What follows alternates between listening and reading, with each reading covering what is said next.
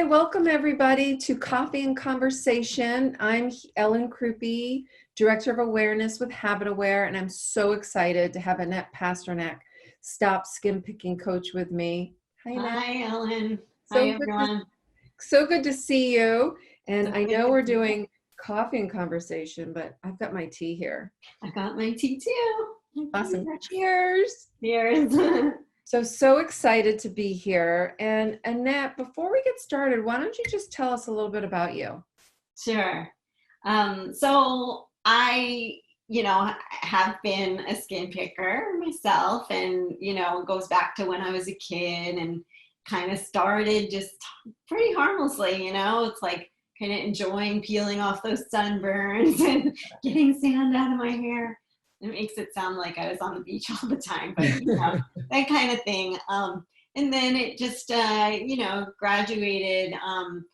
It got more serious, like when I was in college. Like I did not consider it a problem at all until college, when I got very anxious and I really started to kind of dig in on the skin, my arms and my face, and it got really embarrassing. And, people on a couple of occasions remarked, why did I have a rash or whatever? And then it continued really to unfortunately worsen throughout my 20s. And I sort of ignored it, or did my best to ignore it, and I covered up. That's how I kind of dealt with it, was, just like I wouldn't wear tank tops, or and I made sure to cover my blemishes and that kind of stuff. But then, the first time that I really started learning a little more about it, and, what might be making it better, what might be making it worse, was when I was 30. And then really being bothered by it, I guess close to when I was 30, I started learning some things about, what made it better and what made it worse. Really the first thing I noticed was that exercise made it better. If I went to like a hip hop dance class that night, I wouldn't be picking, it was just a few hours after. It was like, wow, I can actually make it through a night without doing this. And then I noticed that keeping track of when I did the behavior, that was helpful. But, it would be almost another decade until I really was able to get a handle on it. And I tried therapy multiple times, finally got some help at the OCD Center of Los Angeles, where I learned some really key things about this. And, just have found more things along the way that were very helpful. Uh-oh, Annette, I think I just muted you by accident. Okay, now I'm back. How long ago was that? You were talking about how you got some help in LA. Yeah. And learned some things there that were super helpful. And then just kept going, kept experimenting, kept being persistent. And then, was so inspired actually when food, when I noticed an impact of my food. Like when I eliminated sugar, I was like not picking at all. And then I started taking some flaxseed oil, and not that helped with picking, but it was like it made my back pain go away. And so I was inspired to become a health coach. And then during the health coach training, they just kept asking, like, what's a problem that you struggled with, that you're really, able to help people with. And I was like, am I allowed to do that? And so at some point I was like, well, I have a lot of things to, I have a lot I can help people with here. So became a health coach. And, during when I was still doing the training program, I started coaching my first client. And that was, I believe, 8 years ago. Wow. Yeah, so I've been doing this 7 or 8 years. Yeah, something like that. Yeah, it's amazing how we can turn something that was so detrimental and we feel is so awful into something where we can make a career out of it, as well as help other people. And I think about And thank you for sharing that. I think about what's going on with COVID. What's going to be the silver lining? So thanks for sharing that. And my story is somewhat similar. Some of you might know it, but so I started pulling my hair when I was 11, and I was out it was in middle school, and we were getting ready for gym class, and I was neither sporty nor popular, and we were about to pick teams. So I was just playing with my hair, I guess, as girls do. And then all of a sudden I pulled one out, and zing, I was hooked. This was 1976. So there was no internet. I couldn't go on there and Google why am I pulling out my hair? And I had no idea actually that I was doing anything wrong until I went to the hairdresser with my mom, and the hairdresser goes like this and she goes like this, and there's 2 bald spots behind my ears. And the hairdresser, Fatima, says to my mom, Sandy, come quick. There's something wrong with Ellen. And that's all I heard was wrong. Something's wrong with Ellen.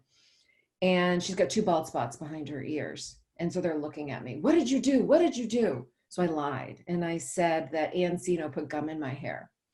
And from that moment on, I said, I will never pull my hair again. Well, and you guys know how that went. And I'm sure all of you out there feel the same way. If you're pulling or picking, I'm never going to do it again. And then you look at the clock and 4 minutes has gone by and you've done something.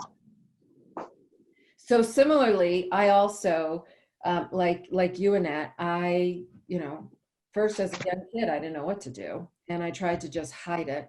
And when I walked into abnormal psych class in the 80s at University of Maryland, go Terps, there was a word on the board that said trichotillomania. And that's when I learned that I was not alone. And I could not believe it. And I was so excited that I was not alone. And you know what? So I tried most things. I tried acupuncture. I tried medications. I tried hypnosis. I did do therapy, which actually was one of the best things I did, but it didn't stick. And then in May of 2017, after Googling, are there any breakthroughs in trichotillomania, an ad for Keen popped up. So I bought 2 bracelets. And I trained 4 areas, because these bracelets, as some of you know, and we'll talk about it a little bit, you train it for your hair pulling or skin picking behavior, your gesture, and then it vibrates to bring you awareness. And once I got the awareness, it completely changed everything for me. Because once I was aware, then I was able to take these tools that I learned in therapy and apply them. And it worked so well for me, I called up the company and said, I need to work with you and help others the way you helped me. And here I am. And Annette and I have met at some of the conferences. And so as we were talking, during what's going on now, and we're doing a series of webinars, we thought, hey, let's help out our skin picking and hair pulling community. So that's my story. All right, so let's chat. We talk about the FRBs, body focused repetitive behaviors, and there's hair pulling and skin picking and nail biting. And while they're very similar because they cause us a lot of shame, we're doing something with our hands and to our bodies that's unwanted. I did want to spend more of our time talking about skin picking. And Annette, when you're working with clients and people are talking with you, what are some of the main things that you start to focus on? Actually, the first thing is awareness. Okay. But even actually the very first thing is, it's sort of a mindset thing, how we think about both, skin picking, like what is it giving us that, we might need to learn to get in other ways by other healthier behaviors if we hope to stop the picking. And then we think about okay, how are they thinking of all the bad stuff about the skin picking? And then we say well, what are the good things about not having it anymore, if you can imagine that? And it's usually very hard for people to imagine that. They're just thinking of, I don't want this. I don't want what's going on now. And it's really hard to picture and to frame where they do want to go. So I help them with that first. That's a language thing. I know we're going to talk more about that. a language and a mindset thing.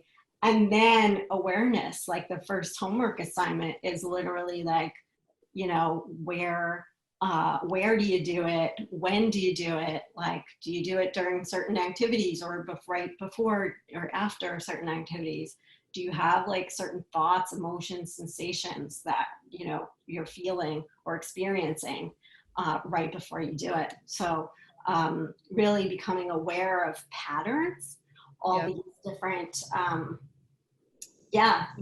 different patterns that the next step is we interrupt them, you Right. know.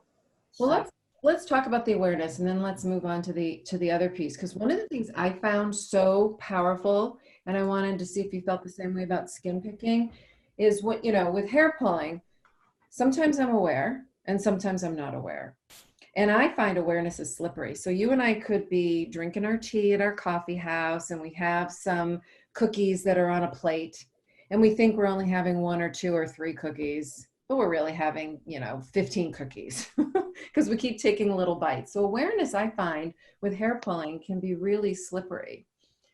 And one of the things I found that was so amazing about the bracelet is it's just a screwdriver. It's just a tool for awareness. But once I was able to get my awareness, so if I come up here to stroke and find the hair that I want to pull, or if I was a skin picker, if I'm scanning and I find a bump or an imperfection, that once I get this vibration, it kind of goes from what I call my lizard brain to my prefrontal cortex, and then all of a sudden it becomes a choice. So I realize I'm doing it. I get the hug on my wrist. It goes from my subconscious to my conscious, and then I have a choice. Do I want to continue or do I don't want to continue? But then we've got to do all that hard work of, like what you said, well, what purpose does it serve? And sometimes I find like I can get into a trance-like state too. mhm. Yeah, it's really common with skin picking as well. And yeah, even if with the picking, it's like, even if there's a lot of it that you are aware of, there frequently is a lot of sub-aware scanning. And then, you know, once somebody notices something, then they feel driven to either get it right there or go to the mirror. Hopefully, you know, the thought is that the bracelet just gets you to stop touching in the first place, stop scanning. And then that obviously is removing the trigger of why you do the pick. Yeah. Well, let's talk about language, people, because I think this is so important. So you know, we come up, maybe we get the vibration from the bracelet, maybe we don't have a bracelet and we're doing this. You know what, a lot of us, and I know I do the same thing, I beat myself up. I would beat myself up. Why can't I stop? What's wrong with me? I've tried everything. So before, when I sent out the email asking about, hey, who wants to join the webinar? And oh my gosh, there were so many of you who wanted to come. A lot of the questions that came in is, I've tried everything and I can't stop. I've tried, and there's something wrong with me. Why can't I stop? What happens when my skin is calling to me? So I think a lot of that has to do with language and how we talk to ourselves. What's your thoughts on that? Oh, that's absolutely correct. And if you notice, a lot of those questions are really unhelpful. Why, you know, why can't I stop? That's kind of like a rhetorical question. Well, it's presuming that you can't stop, for one thing, and it's reinforcing that you can't stop the more that you ask that question. So, you know, more helpful question would be, how can I stop? You know, how can I learn to stop? And then what were some of the other things that you're saying I wanted to address? I should have written them down. Oh, the Always kind of thought. yeah, when people are saying I've tried everything. I've tried everything. Yeah, I honestly, like, don't know how many people have written to me saying they tried everything, and then I meet them and they have not tried nearly everything.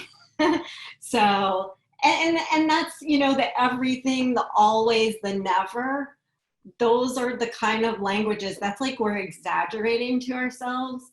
And we're showing ourselves that we have no choice when we use language like that, right? So, you know, when we use language that's like implying you have no choice or that it's disempowering, that can really get in the way. And for some people, the things they tell themselves are really the key behind this whole behavior, because I know there are lots of people here who have done a lot of these different interventions we might talk about, you know, covering mirrors and whatnot.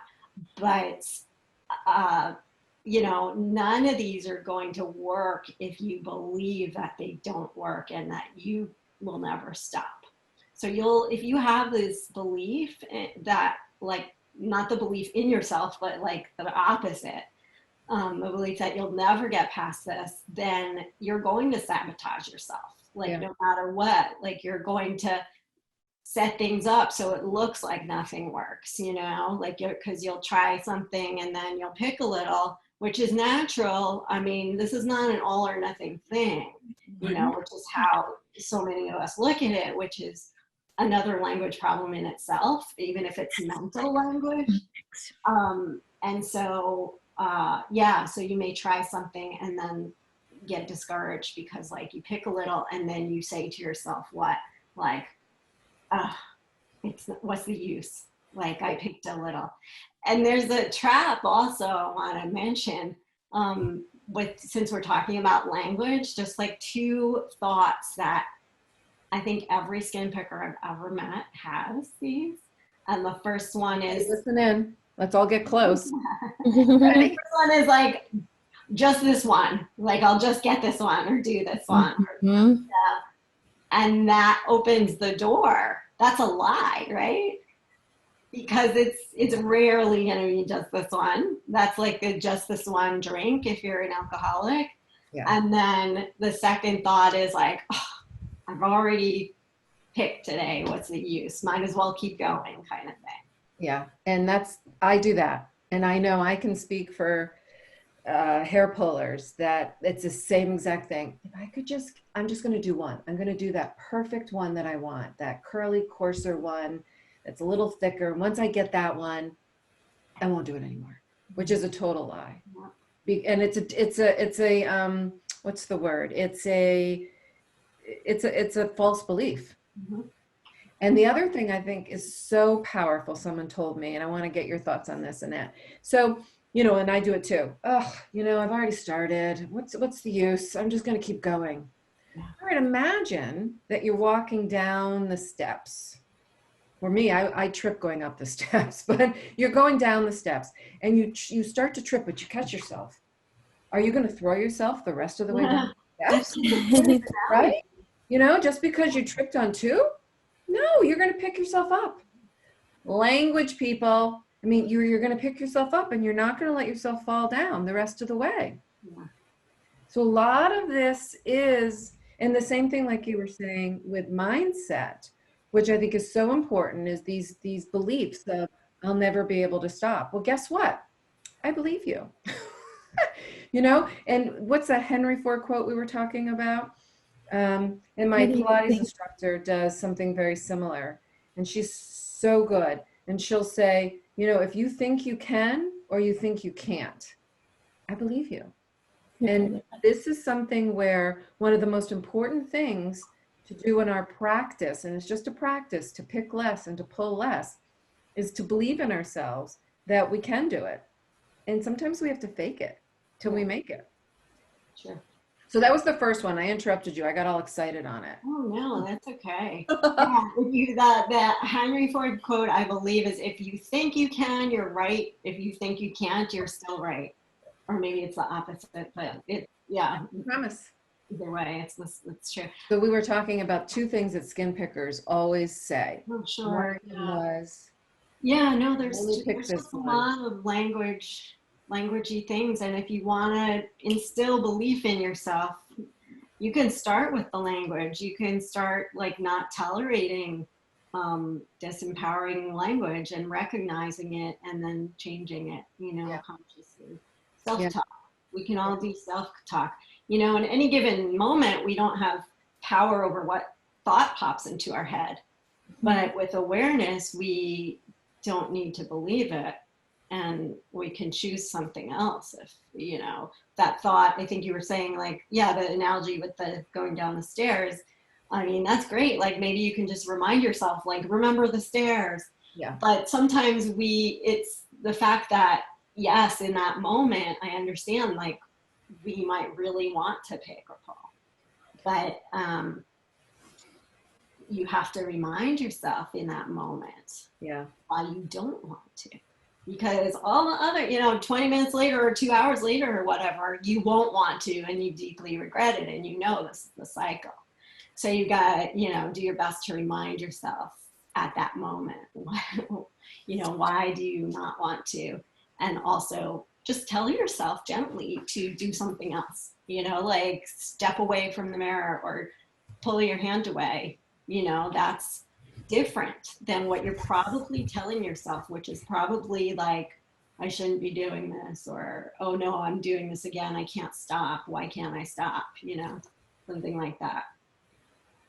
so what would be if some suggestions? So, all right, and change is not linear, right? So change is something where I'm going to change. It's 10 o'clock in the morning, and I've made the decision I'm not going to have that glass of wine tonight because it's COVID and, you know, we're stuck in quarantine. I'm not doing it. And then 5:30 comes around and you're like, oh, all right, I'll do it tomorrow. And then you pour yourself the glass of wine because your willpower has been shut down. Yeah, great So question. what are some suggestions for skin picking where, all right, we've decided we are going to work on our mindset. And we're going to, instead of saying, why can't I stop? Maybe we start asking ourselves, why can't I manage my skin picking? You know, what are some of the things that we can do in order to begin the process of helping ourselves with our skin picking? Well, let's use the analogy of the glass of wine.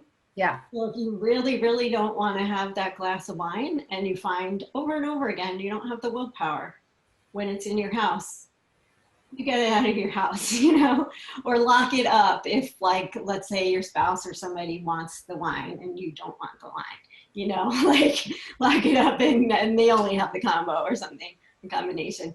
But totally analogous to that. And I just noticed, you know, somebody mentioning it, to, you know, to block yourself from doing it. It's literally, that's the analogy, is to take the access of your skin away from yourself.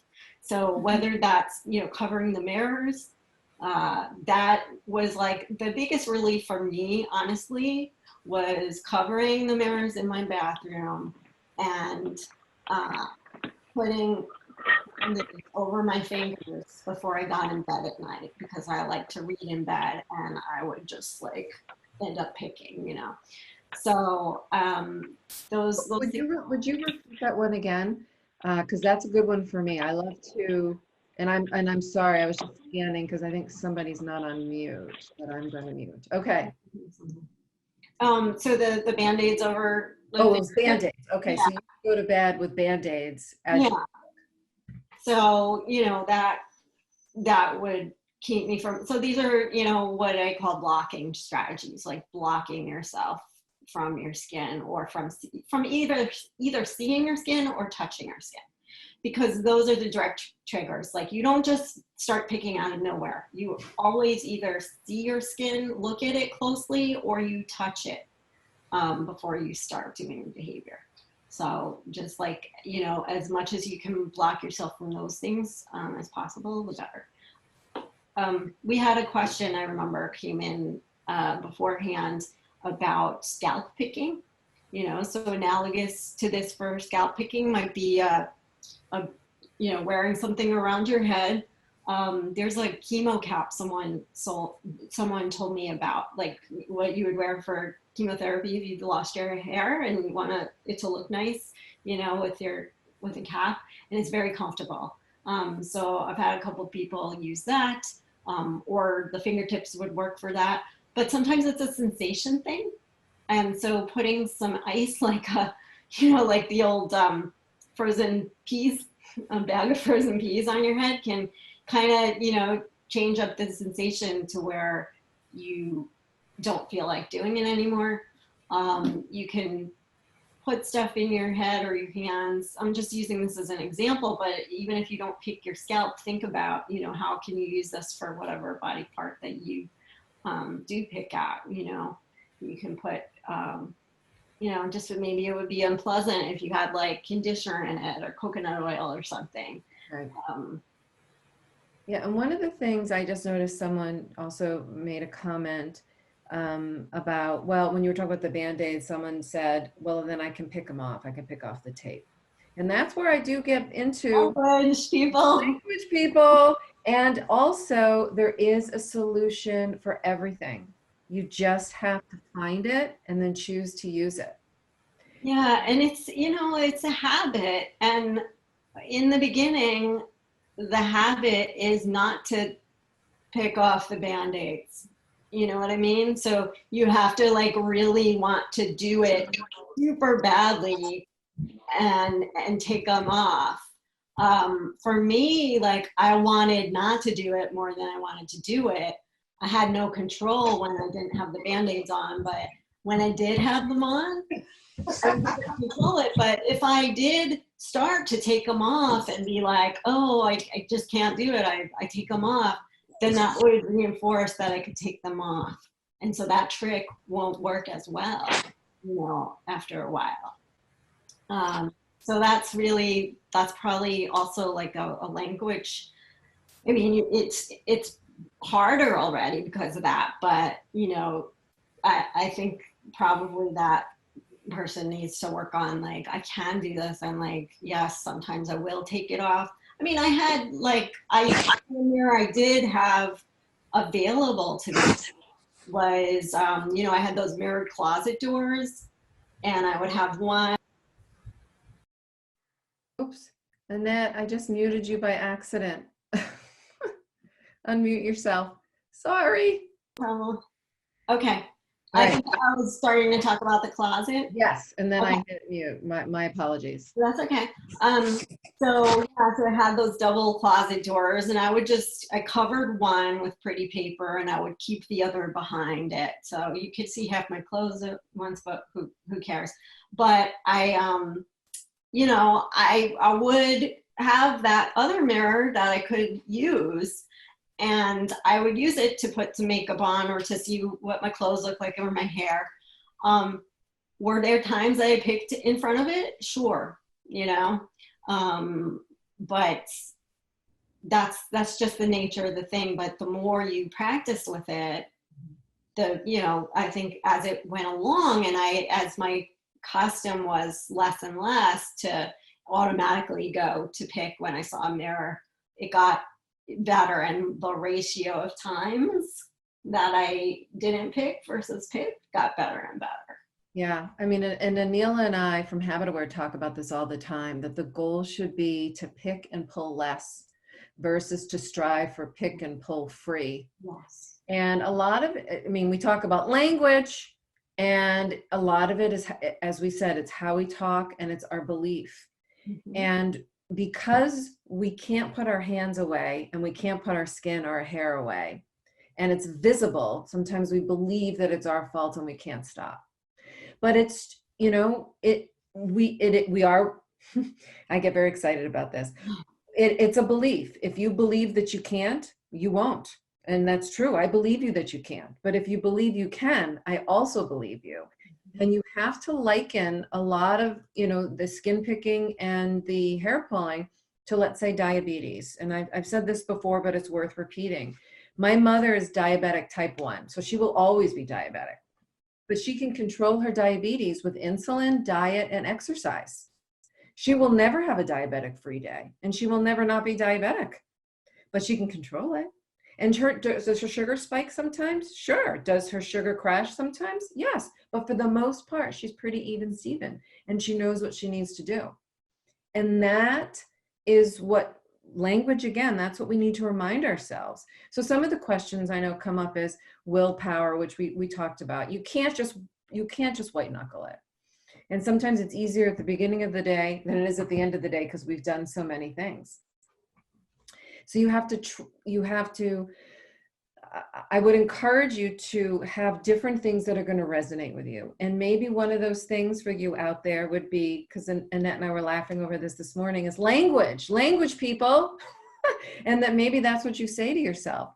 Or do you say to yourself, I'm not going to let myself fall down the rest of the stairs. I'm going to pick myself up, so that when you do catch yourself, instead of continuing to do it, then you will start and try one of these strategies. And if there's a strategy that doesn't work for you today, like the Band-Aids, don't just throw it away, because it might work for you next week. And something that works for you now might not work for you next week. And it's always a practice. And it's like sports. That's my dog barking. His name's Rusty, if anybody wants to know. I was hoping my kids would keep him away from the door. Sports, okay, is if anyone, or a piano, or playing an instrument, if you're deciding I want to do a sport, I'm going to go out there and I'm going to play tennis. The first time you go out and play tennis, you're not going to be a rock star, because you have to practice. And you've got to get your tools. You got to get the right racket. You got to make sure you exercise so that you have the lung capacity. And the more you practice, the better you will get at it. But you're not going to be a pro every single time, and you're not going to be a pro right outside the gate. And just because you're not doesn't mean you should stop. Absolutely. It's practice. Practice, practice, practice, practice. And I like your point, it's not all or nothing. Oh, the point about pick free and pull free, like those are not words that are in my vocabulary. That's a language thing. That's like a always or never, all or nothing. And not helpful. Not helpful. Not helpful. And considering some degree of picking is like the norm, something like 70% of people pick at skin a little. So, if it's that normal, do you think you're really ever going to get to the point where you don't do it at all, like zero? Yeah. No. But should that matter? I mean, shouldn't the goal be like having a life where this doesn't affect you at all, where you don't have any of the negative consequences, where you're not thinking about it all the time, and when you're doing it, almost not at all? But it doesn't have to be exactly not at all. Yeah. And there was a comment that came up that I loved. We don't have to go for perfection, because perfection is impossible. We just have to, I love what you said, Annette. It's just being able to live with ourselves in an enjoyable way, so that we're not thinking about it all the time. Mm-hmm. And it doesn't have to be pick or pull free, because again, language, and remind ourselves, it's just like going to school. You're not going to get all A's every single time. Just like this webinar, it's not going to go perfect. I muted you twice. Stop? Should I just go away? I mean, come on. Yeah, that's not important. That's not, there's nobody that's here that's gonna point to that as, mattering or not mattering from what they got out of this today, right? Who cares that you muted me twice? I got the message across after you unmuted me. Yeah. And that's really, we have to make those, it's really focusing on the language. And sometimes, like I said, and I want to see what you think about this. A lot of times it's fake it till you make it, right? So even if you want to think like, you don't want to walk into a webinar like we're doing now. Oh my God, I'm so nervous. I'm not going to do this well. I'm going to screw up, because I'm guaranteeing that I'm going to screw up. So you got to walk in with, hey, I'm going to rock this. I'm going to be awesome. And there's going to be so many great questions. And so it's the same thing. And I'm going to change people's lives and whatever. This is going to be the bomb. So you have to also do that with your own life, where you walk in and sometimes you have to fake it till you make it. I actually write down affirmations that I say on most days. So I start my day to set myself up, just like I had everybody take a deep breath here. So I have my daily affirmations where I say that I am beautiful, I am smart, I am resilient, I'm a good friend, I'm strong, I inspire, and I have different things I'll just finish them. I am a good mom, I'm a good wife, I am healthy. So you can have your affirmations where you have things that you care about you that are important to you. And it could be that I am resilient. I pick less. I am beautiful. I am smart. I am flexible. Because people are going to want to be around you, not because of your skin. They're going to want, or your hair. They want to be around you because of who you are here. And that's really what you have to remember. Because it's really what this is just, it's part of us and we want to have it. And it's what makes us feel beautiful, but it starts from the inside out. And if you can begin to make some small changes that can help you pick and pull less, that beauty is going to come from the inside out. Amen. And on that note, there's some really great comments here. This is so cool. and what I love on these comments too is people are helping each other out, which is really, really great. The other thing, just to let you guys know, I'm going to copy all these comments because I can't multitask. And I'll do my best to answer things that haven't been answered or to share comments out there. So I'll take that. And we'll show you our email addresses at the end. But if anybody feels like they need something, you can email me if we didn't respond to it. All right, awesome. Yeah, pipe cleaners. I love pipe cleaners. I think they're the coolest things. So one of the things that I thought would be helpful is just to kind of share what I use. So I have something I call a pause pack. This is my little baggie of things. So when I come up here, and this is my favorite place to go, and I get my vibration, or I don't get my vibration because I'm really trained and I'm able to be aware, what I do is I pause and I kind of do an assessment. Okay, where am I? What time is it? Who am I with? What am I doing? Pardon me. So that I can then make a change. Because if it's 2:45 in the afternoon and I've been sitting at my desk for a couple of hours, maybe it's time for me to get up and stretch. Or maybe I take out my favorite fur ball that I love and I play with it. Or maybe this is also my other new favorite thing. I have no idea what it is, but I found it. I think it's something for chords, and I play with this. Or I take a deep breath, or I drink something, or I say something to myself in an affirmation.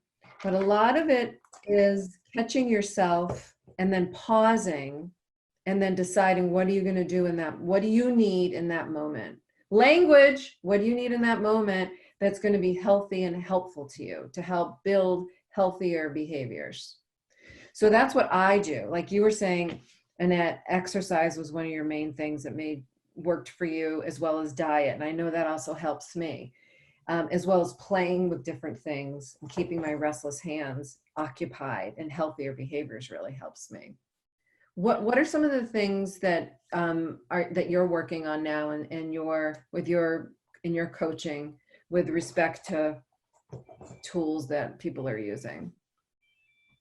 I mean, do you mean what tools I recommend for people? Or? Well, meaning like if somebody needs to play with something for their skin, like they want to, like, it's so individual that I usually have people experiment with them. I'll show them a few examples of things that they can play with, which I have here, but I'd have to like kind of go. I left them behind I have a weird setup here with 2 computers right now.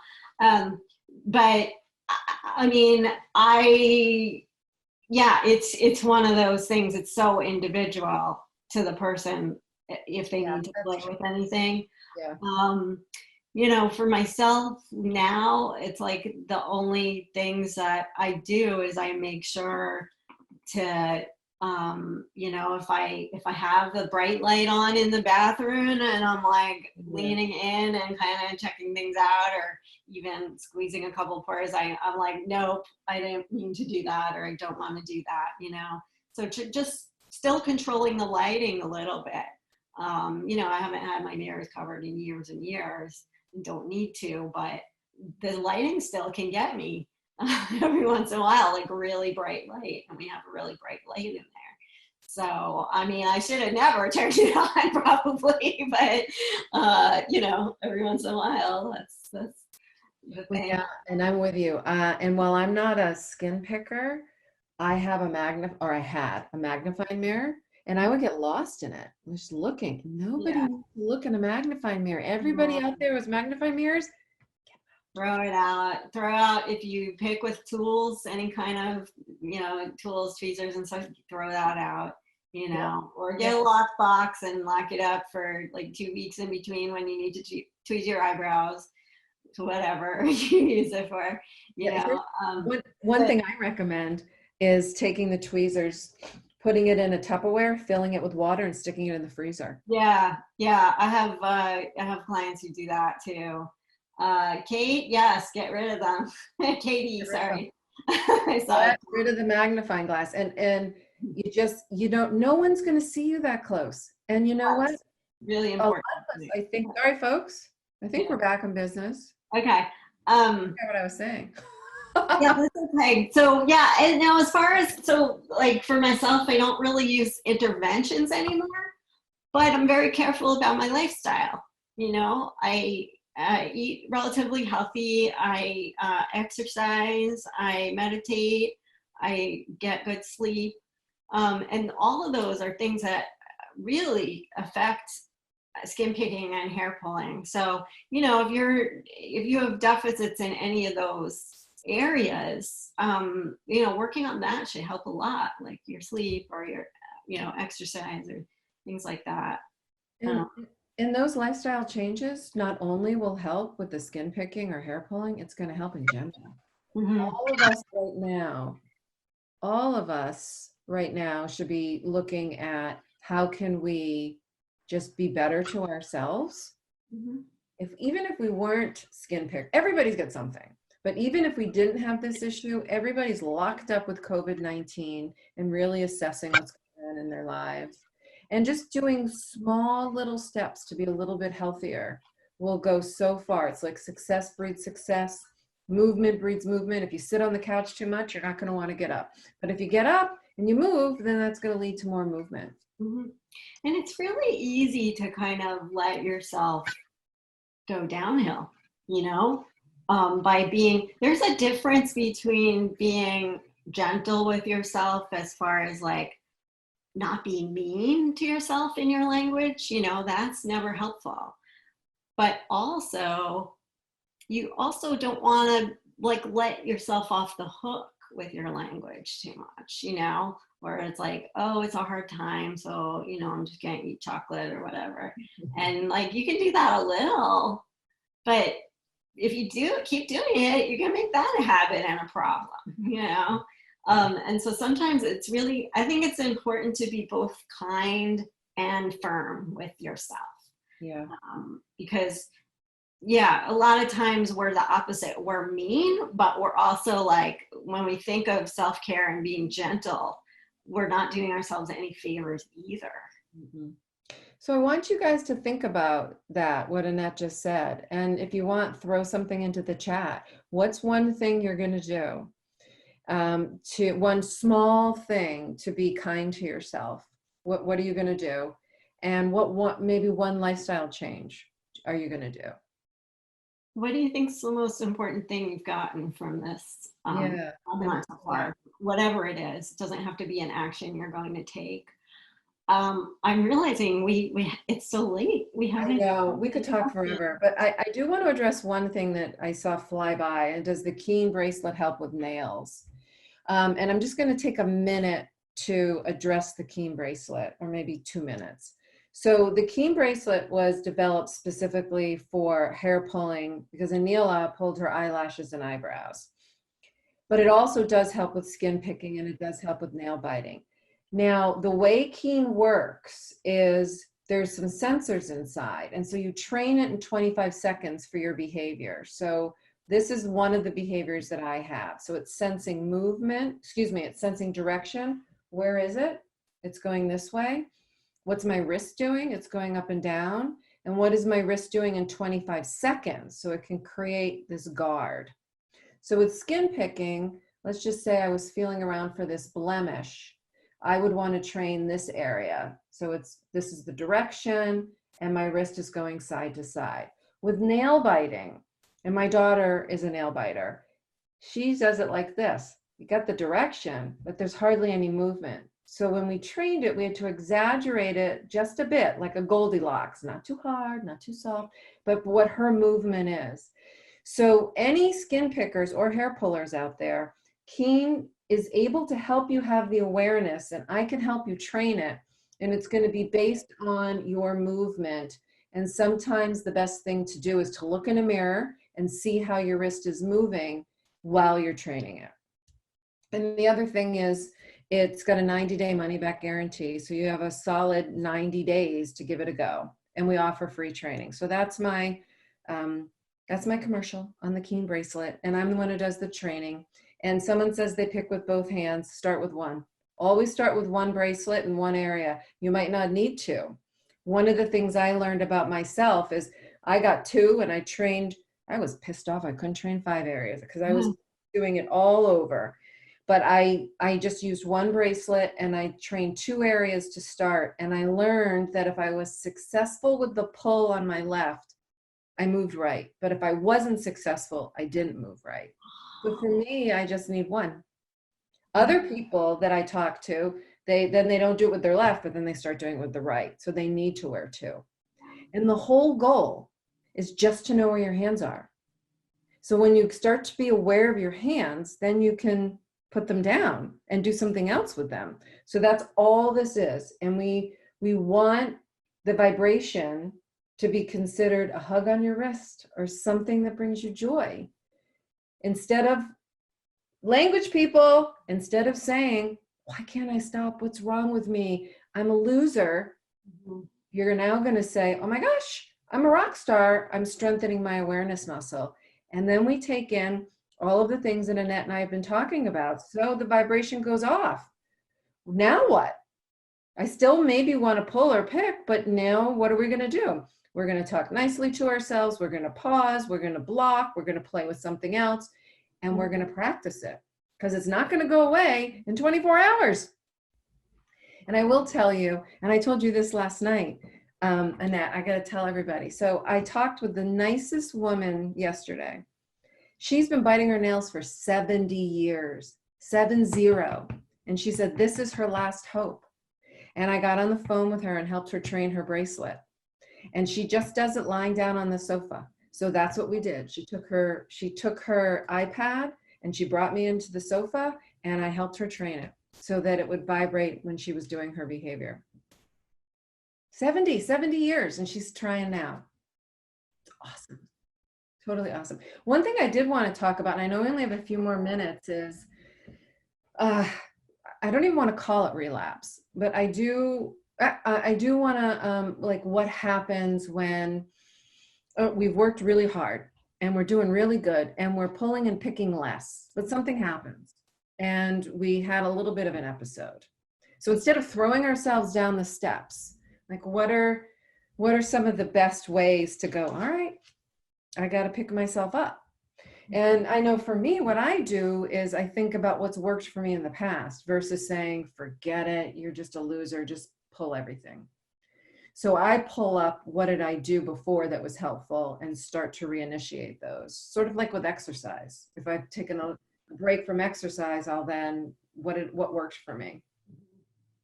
Yeah, have a list, of what works for you. That's like the very last thing I do in coaching with people is I make them create their list from like most helpful to least helpful, but all the interventions and things that they found helpful. And you can go back to that at any time. And you have to be ready to go back to it without feeling like a failure, like that you went backwards or downhill or relapsed. Life happens and sometimes, we have to do that. It's never linear, nothing is. There's always bumps in the road. And so the more that you can have a good mindset with, like we talked about, being both gentle as far as like not being mean to yourself for that, you know, not like kind of saying bad things like about that, you know, blaming yourself, but at the same time also being firm and being like, okay, I'm figuring out what I need to do, and I'm figuring out how exactly that I plan that into my habits, into my days, to make it as easy as possible to do the things I need to do to make the picking as hard as possible. Right. You know, I'm really glad you brought that up.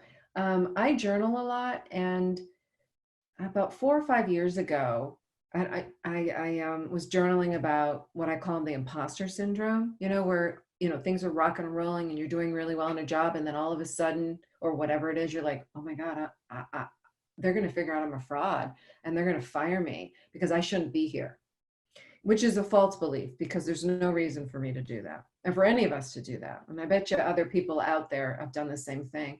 And I wrote in my journal that remember this, Ellen, because you you usually will say to yourself, I'm not good enough in about 3 months after starting something. And you are good enough and you are able to do this. So remember this for the next time. And I had a next time, and I just grabbed that journal and I was looking for whatever I wrote and I found that spot, and it encouraged me to keep going. So I'm glad you brought that up. I'm actually going to do that myself, which is, what are the things that work well for me when to help me with my pulling? And then open to trying some new things too. That's what I would say to people also is, you know, because it could just be that there's something you still need to learn that you didn't learn before. Yeah. Yeah. Well, and now we're at an hour. I know. Can you believe it? You guys are awesome. So here is how to reach us. Yeah. And we are recording this and we will send this out to everybody who registered. But from Annette, if you go to her website, do you want to talk about this? Yeah, thank you. Yeah, so I have books. This is my book, Skin Picking the Freedom to Finally Stop. I'm in progress on a sequel, which has Skin Picking the Freedom We Found. A lot of people's stories in it and advice from people who've been there. Also have this as kind of like a daily journal kind of log type thing. Videos, I have loads of videos on YouTube. So, you know, if you want to learn from me more for free, you can check out those videos. If you would like personal coaching, either private or group coaching, check out my website, stopskinpickingcoach.com. Also check it out for helpful articles. And if you would like to contact me, there's a contact form on my website there. So thanks everybody for spending your coffee time with us or your tea time. Annette, it's so great to talk to you. Yeah, this was fun. Well, we're getting lots of nice thank you chats. So thanks everybody.